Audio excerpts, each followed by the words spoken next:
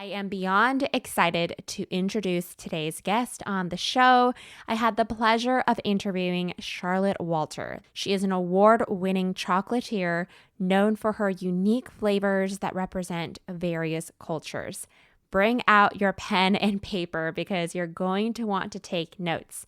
We talk about how Charlotte transitioned from engineer to chocolatier, the importance of working on your mindset, asking the right questions, what it means to monetize every action in your business, building a brand, and so much more. With that said, let's dive straight into the interview. Welcome, Charlotte. Charlotte is the CEO and founder of Charlotte Truffles.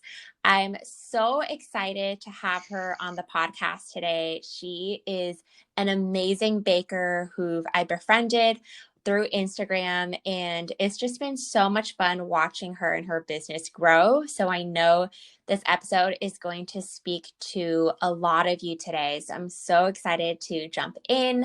I think what would be helpful is just starting out with your story, right? Like, how did you begin? How did you even find your passion for chocolates? And how did you get started with this amazing business?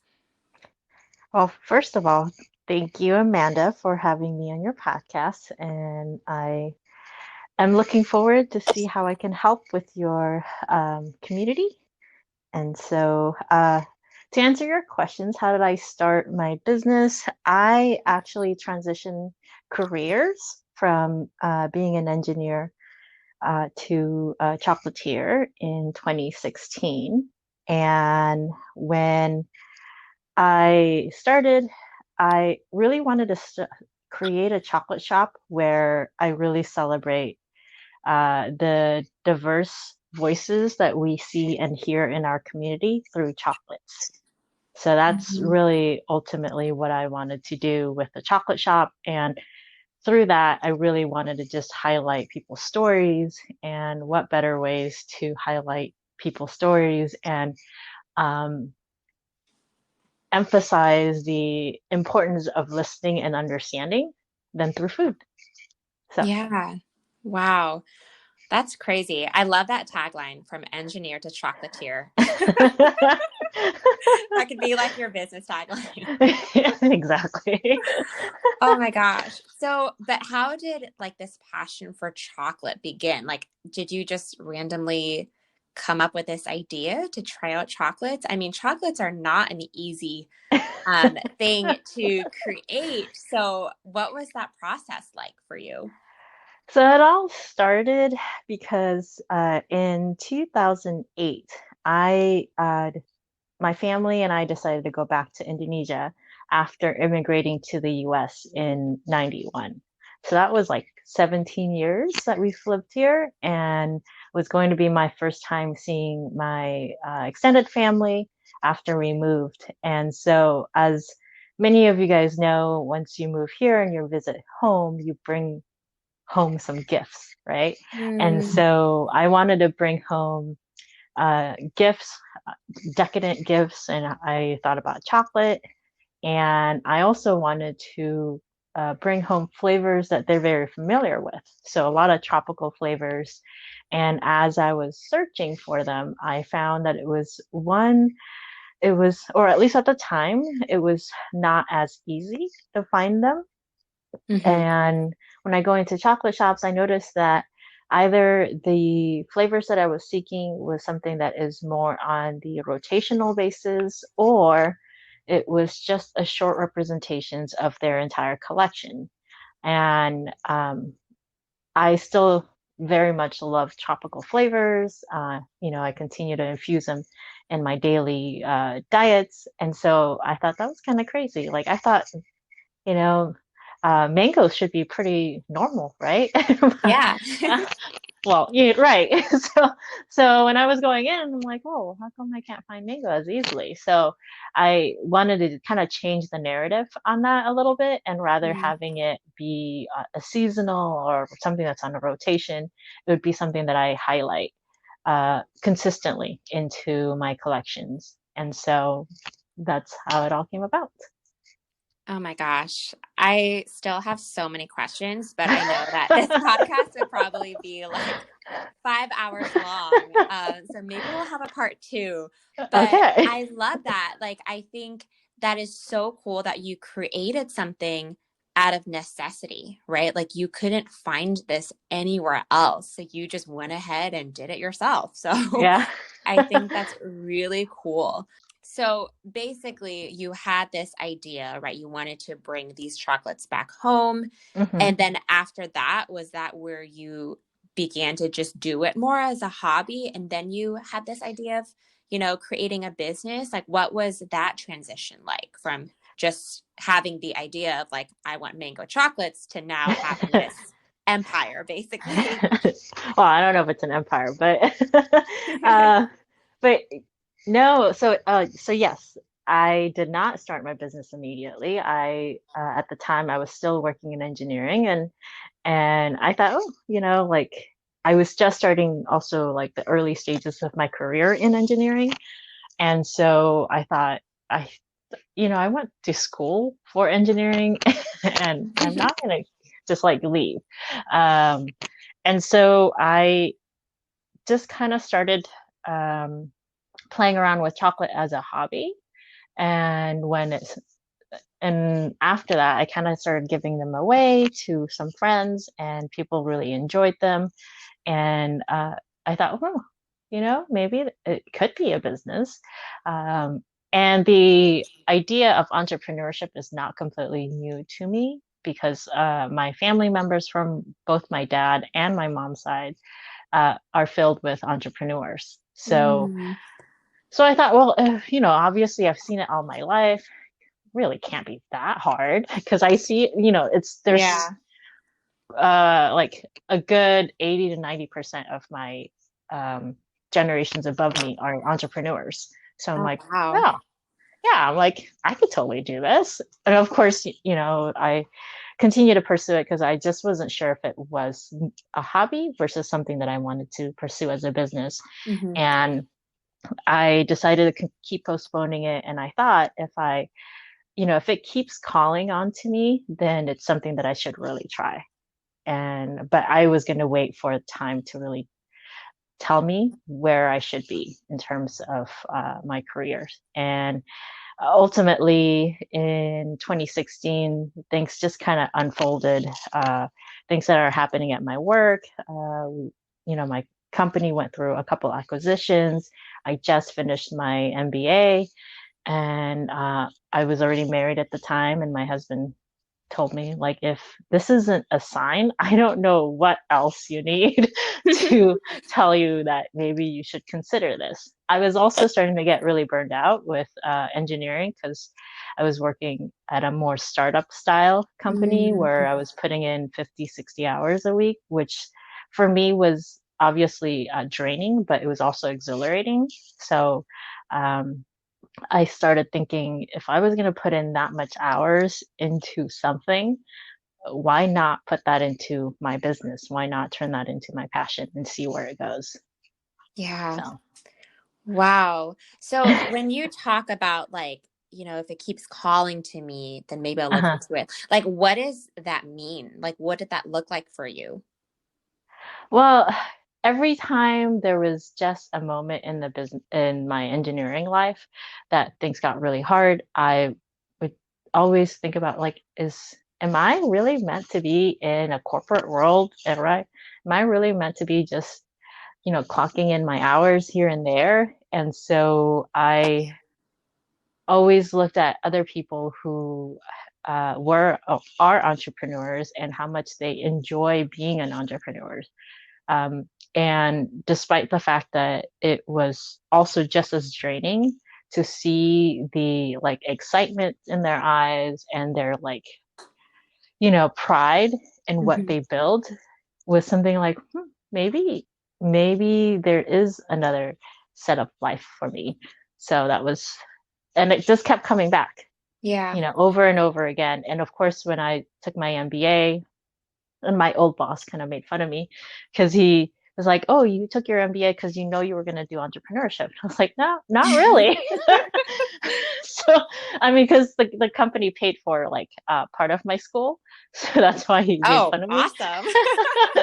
So I'm like, no, I don't think so. But I think the idea of entrepreneurship is something that is very much relatable, regardless if you decide to pursue entrepreneurship or to work in a corporate world.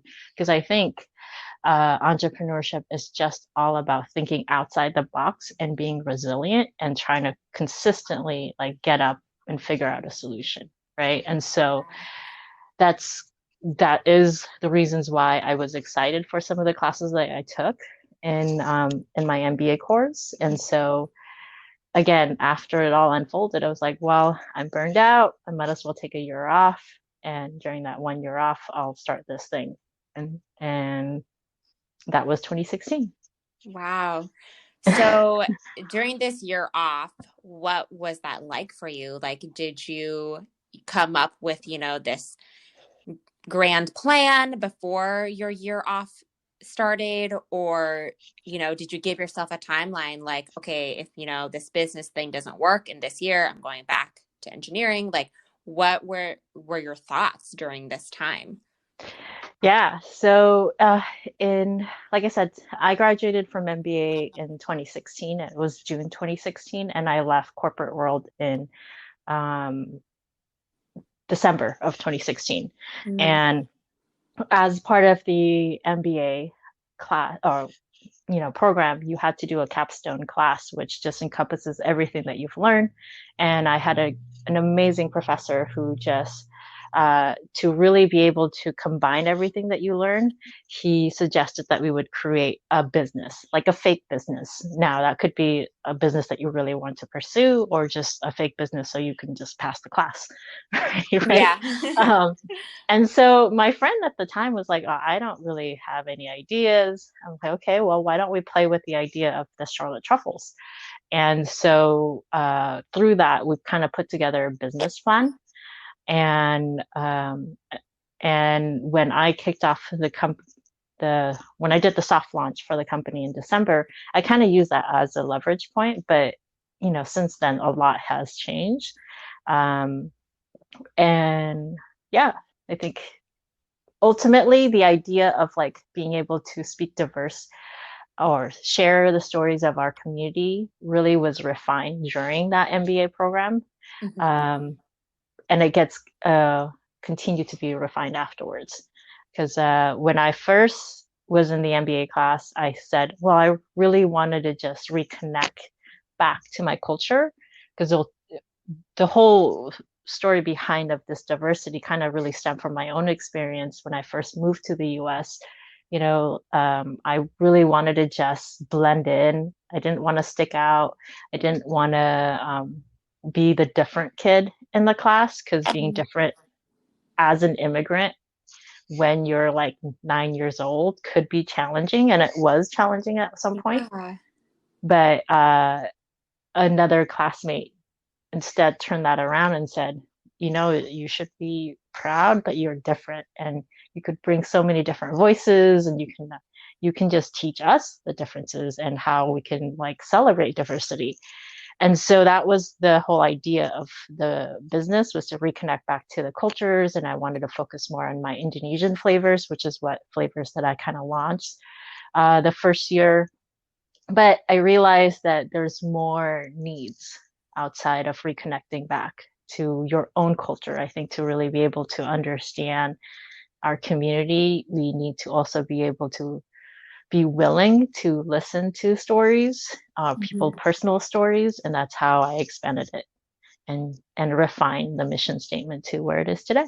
Yeah. That is so beautiful. And I think that's, one of the main reasons why I really look up to you and I love what you're doing, because I think in the baking industry, especially when I first started out, it just seemed like everyone was doing the same exact thing. And it was really Mhm. hard to find, other bakers who were successful who looked like me. I think, Right. I didn't have the same story as you, but starting out in this like baking world, I wanted to look like everyone else. And I was scared that because I'm Vietnamese or because I look a certain way, like I wouldn't Hmm. be accepted. So for you to be, a leader in the chocolate industry and the chocolatier world and emphasize the importance of diversity and like coming together with no matter who you are, what you look like, what your story is or your background, I Hmm. think that is so beautiful. And it just also ties into this idea of food and baking,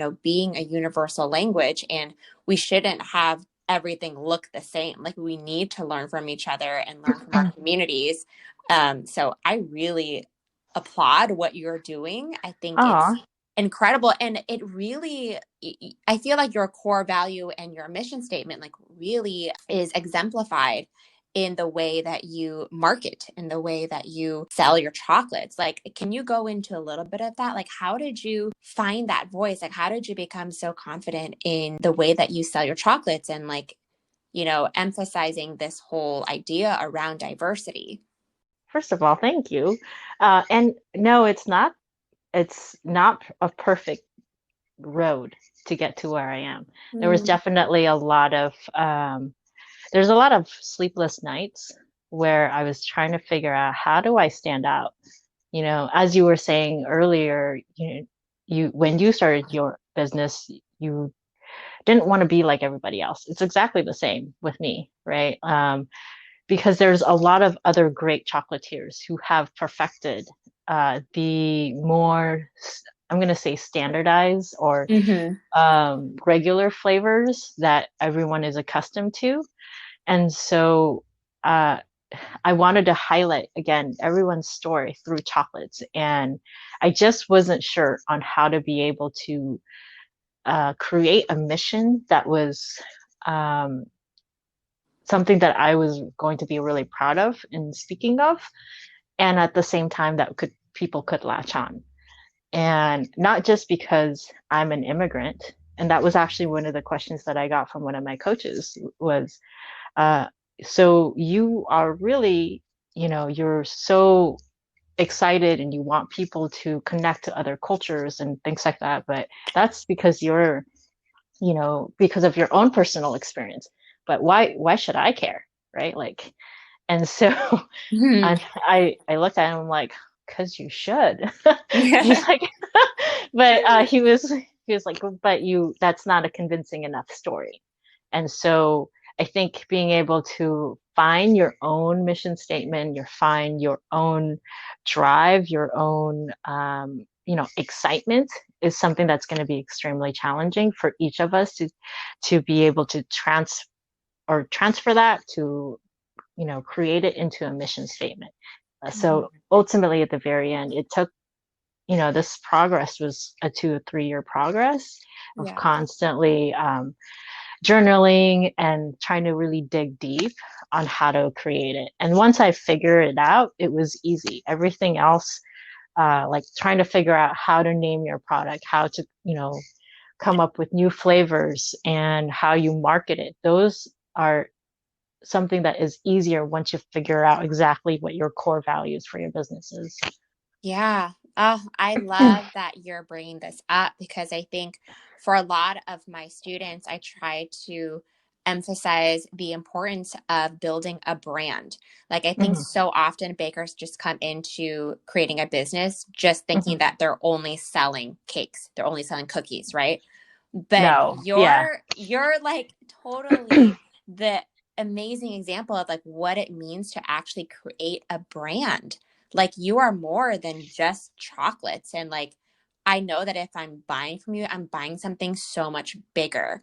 So I love that you mentioned like journaling and like how it was a really long process because sometimes it's not that easy to figure out No, what your yeah. core statement is, like what you stand for and what you believe in and what your core values are. So I'm really glad that you're touching on this about like the idea of creating not just a business, but a brand and how once you figure that out, everything else will align.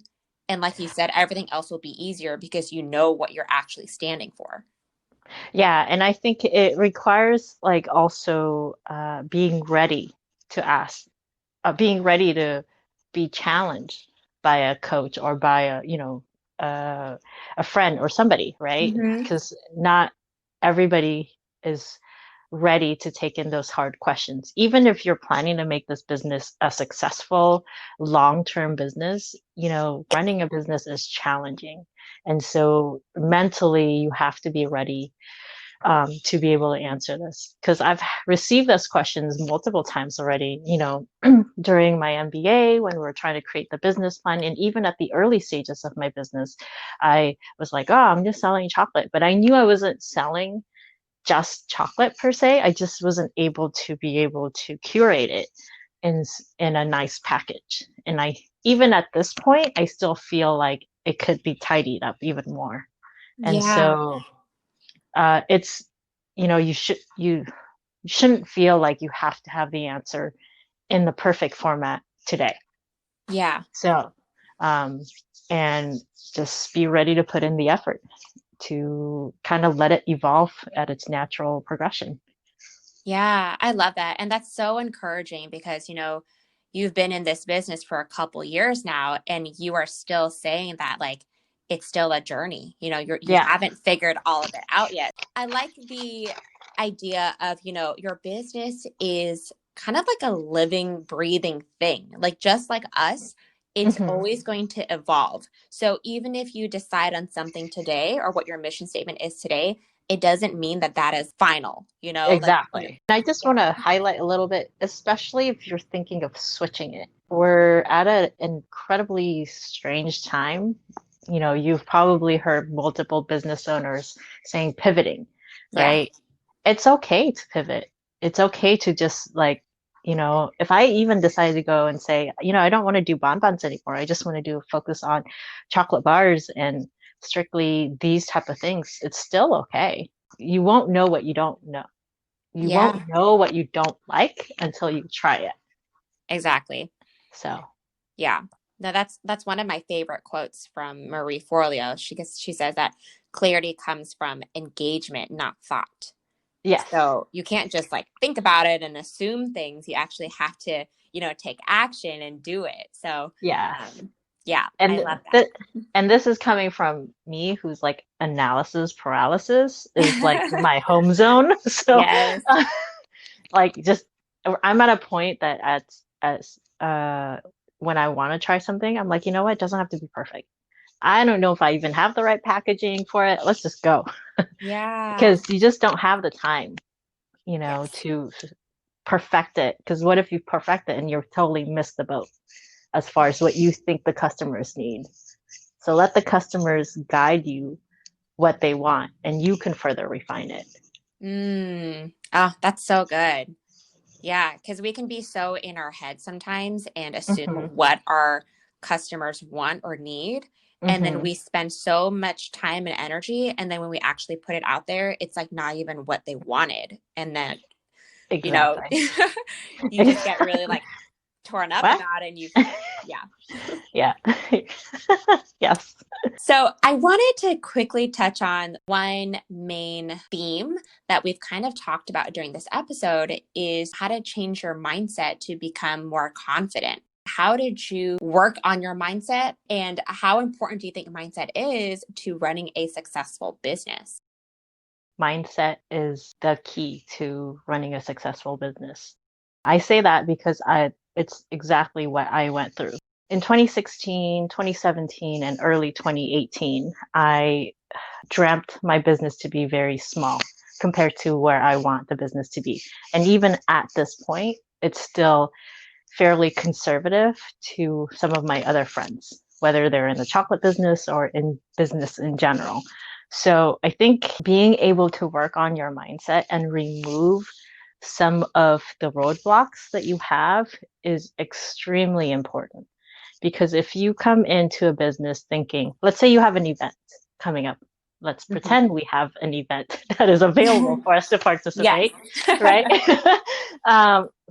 For example, like when I first started doing farmers market, I was like, oh, I would be so happy, like extremely happy if I made $100 because that would just make my booth fees a little money and I make money at the end.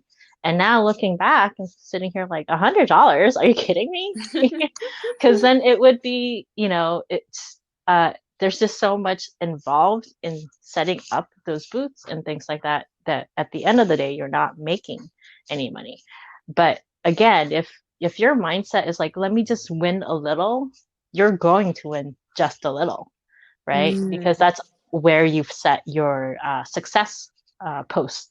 But yeah. if you come in and say, I think I'm going to kill it and I'm going to make sure I win, gain X dollars during the entire time that you're doing that event, you're constantly churning, you're constantly assessing what is going on in your booth, what's going on with your sales, how can I change it up, how can I make it more enticing, how can I make it such that people are more willing to buy, how can I create a stronger connection, all these things comes up to a completely different level if you put a higher goal. So, and it's something that I had to really work on quite a bit, because I seriously thought when I first started my business that why would somebody buy my chocolate? I mean, I have no name or like no brand recognition. There are so many great chocolatiers in the Bay Area, and they've been in the business for 20 plus years, right? And they've worked with famous chefs and this and that, and I'm like, oh, little old me is not going to get anywhere. And Mm, that's exactly where it went. But as I started transitioning my mindset, saying like, you know what, I left my career to start this. If I don't make it, like I don't make it.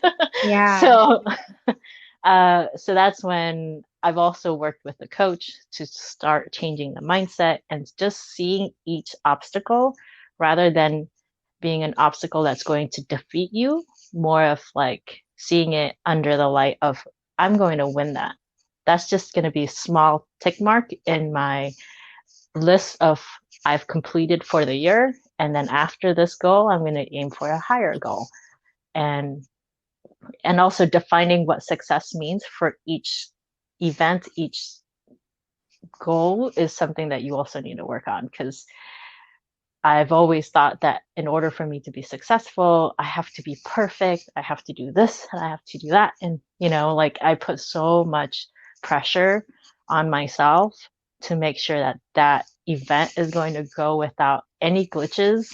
And that's not true, Yeah. right? Yeah. Like you'll forget your cart somewhere, Oh my gosh.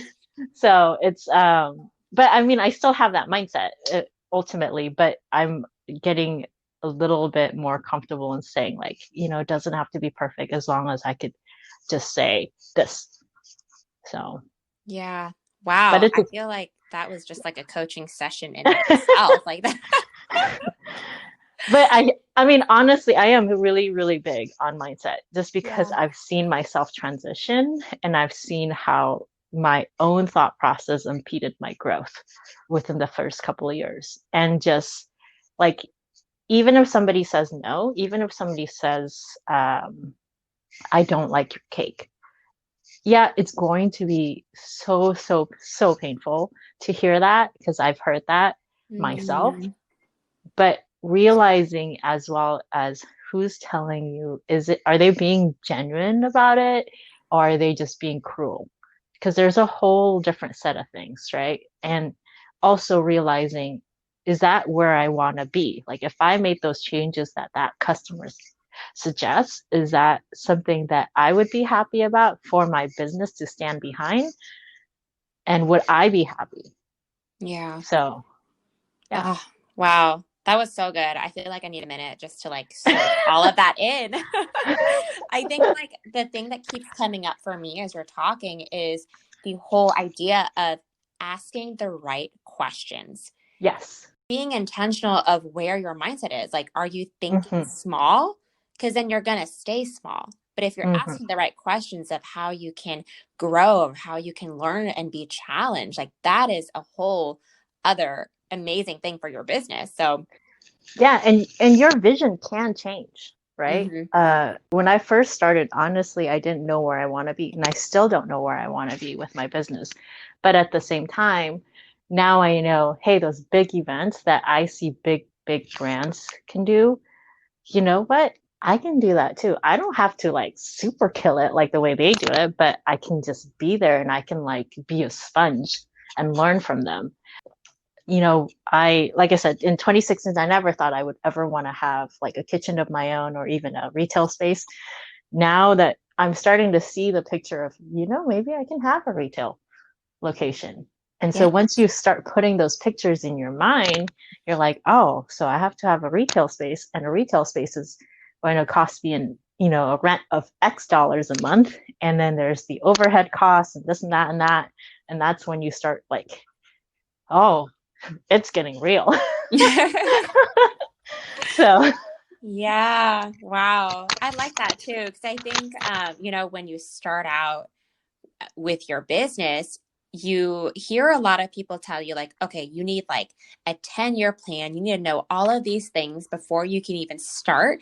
And that is so overwhelming. I know, at least for me, like yeah, I was so overwhelmed that it just makes you not want to do anything at all. Cause you're like, forget it. Like I'm such a beginner. Like I will never get there. Right. But yeah, like you said, it just takes like little baby steps, and like, sure, maybe you can not have this 10-year plan, but you can at least know, like, okay, if I do want to be here and it's feasible, let's work backwards. And that just makes it more practical, and like it becomes more of a reality to you than like thinking so wide, right? exactly. And I think ultimately the first questions that you would want to ask is, especially if you're very, very early in your business, like the way I was in 2016, I didn't even know if I want to really make this into a business, like a long-term business, or if it was just going to be a one-year hiatus and then I go back to Mm-hmm. engineering, right? Mm-hmm. And so I think creating a little checkpoint along the way, and I don't mean that from a financial side or from like, a success in the business side. It's more about like checking in with yourself. Am I still really enjoying this? Yes, it's really, really challenging to have a business and to run a business. But ultimately, at the end of the day, are you willing to go back in the office, quote unquote office, kitchen, and do it again the next day? If the answer is no, that's completely fine, right? Yeah.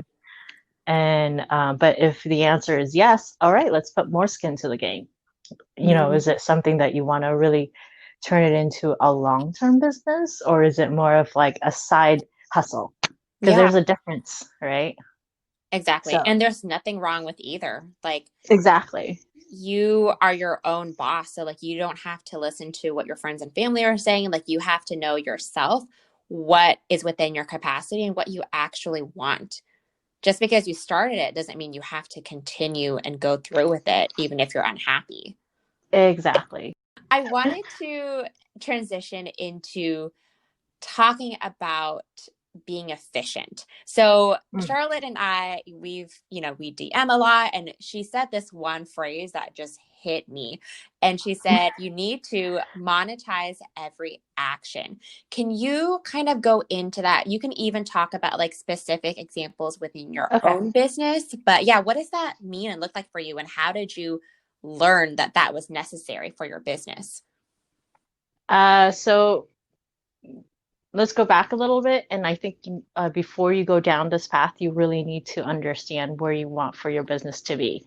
It again, whether it be a side hustle or if it's a hobby or if it's a full-blown business that you want to rely as your major income. And I think at each bucket, there's more and more skin to the game. So if you want this to be your major income coming in, like as if you work for a corporate and you get paychecks, then you need to be able to understand where every time that you spent is going toward.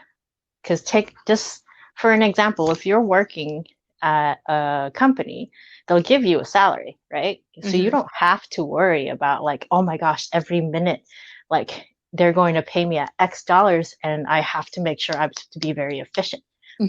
But when you're working for yourself, and especially you are more on a, I'm going to say transactional style of business where you have to produce something to get income, everything is very much dependent on sales. So you have to understand everything behind the scenes, everything that's before that sale transaction costs money. And so whether it's actual dollar money that you spent for ingredients to convert them to cakes, or your own time that you had to use to plan for creating those cakes, because we all have only 24 hours in a day, Yeah. right? And I would assume that all of us do not want to spend 24 hours a day to make money, right? So, Yeah. um, so you have to, again, understand where your times are spent and understand it, not just say, oh, I mean, to one point, you can be very neurotic, like where I am, or you can just say, I spend at least an hour and a half in planning of the cake. And then I spend, and I don't know if those numbers are true because I'm not a baker. So I'm sorry if it's off, but No like worries. I spend 2 hours in baking. I spend 3 hours in designing it. I spend an hour for deliveries, and I spend 30 minutes in transacting and creating that sale to happen and refining it. So Mm-hmm. at the end of the day, that's how many hours, right? Yeah. So you have to fully understand where that is, and you have to put a dollar to your hours that you spend in. Because what if you you sell your cake at, let's say you undersell your cake and you end up making $5 an hour? That's way below minimum wage. Yeah. You might as well work somewhere, like, somewhere else to get a minimum wage. Yeah. And so understanding that minimum wage is at X dollars, and then all that plan that you have could help you create an actual profitability to your business. Yeah. Yeah. And that's where, like, I think we were talking about this on the DM, right? Whether we take orders through DM or the website. If you're on the DM, it seems like it's more of a discussion, right? And you could have that, but use that as uh, like a consultations that you charge, or Mm-hmm. I don't know, like, it's a build into your cake cost. But if it's nowhere in your entire flow of getting the first email from your client to delivering, then you're wasting so much money, Yeah. you know? Exactly. Yeah. And So, I always say, like, time is money. And exactly. there's so many tasks that a lot of bakers think they need to be doing, or they need to do all the things, Hmm. but you don't. And the more Hmm. you put on your plate, the less that you are working on things that are actually going to give you a profit. And you're just kind of aimlessly, doing things that you think will help your business. Hmm. So I love that you say monetize every action, because it really forces you to evaluate exactly what are you doing throughout the day and what are you doing in your business, right? The whole idea of like is it working on your business instead of in your business? And at the same time, you also have to see where you want to be in X years. And I don't mean 10 years, I mean just a year or even 2 years. Yeah. If you're seeing your business as, in 2 years, I would love to have a sous chef that would help me in doing the baking aspect of the cake. And I focus on the design aspect and more on the face-to-face interaction with the customers. You have to pay those bakers. And if you're not charging enough for your cake, there's no way that you can pay a baker or a sous chef to help you, Yeah. right? Unless you're continuously tapping in, whether it's through loans, through investors, or through bootstrapping. But even if you have a loan and investors, they're going to start asking you, like, I gave you so much money, where did it go? Yeah. Right? You're like, I paid people. Yeah. I think it'd be really cool to kind of like get a behind the scenes look of your business. I'm like not familiar at all with the chocolate industry, but what does like a typical maybe a typical day look like for you? Obviously, it's going to be different every day, but Mhm. it'd be really cool to kind of take a look inside your brain and, do you like batch work? Like, where are you efficient in your processes and your systems? Some examples would be really cool for, I think, the listeners to understand. Yeah, so I have very two to three different type of schedules. Like during the slower season, I have, which is now, is I batch my work by the days. For example, during the slow season, I really work on the back end of my business. What am I going to be offering for the holiday seasons? How am I going to package and price them? And all these things, right? And so Mondays are usually my marketing Mondays, Tuesday is my finance, Wednesday is my wholesale, Thursday is sales, Friday is fun days. Fun days meaning being in the kitchen and coming up with new flavors or just refining things or just the science aspect of recipe development. But if I have to be in production, and I am in productions more frequently these days, is that it would be, I would block off a week to 2 weeks for me to just do production, depending on the size of my runs. If I'm doing, for example, this past week, I did 1,500 bonbons. Oh my I gosh. What? so um so I what I do is within the process of making chocolate bonbons, there's sub processes that I can break down. So I focus one day on cleaning and buffing the molds. The second day is painting the molds. The third day is shelling the molds. Fourth is ganache making and filling, and fifth day is closing. And then the week prior to the work is when I do a lot of my purchasing of the ingredients, making sure that I have inventory properly, making sure I have space properly, all these things. So that by the time I do production, I'm not like, which happens, like I'm in the middle of production. Thought I had enough butter and I screwed up somewhere in the process and I had to go run to Whole Mm, Foods and yeah. buy more butter, right? Or crossing my finger that my husband is off for the evening and asking him to go to Whole Foods. um, but if you had to do it, that's going to Whole Foods is literally 5 minutes from my house. But by the time I come back, it's 20 minutes. I Mhm. could have been somewhere else along in my production stage. So yeah, that's kind of how I do my days. And then after production ends, I do packaging, and you guys know packaging is just, as intense as actually making Yes. goods. So that's kind of where it is for me. Oh my gosh. Wow. That is so cool. I would love to just like shadow you one week and just see how you do everything. But I really like how you talked about batch working. I think that is something anyone can do no matter what your specialty or niche is. Exactly. Yeah.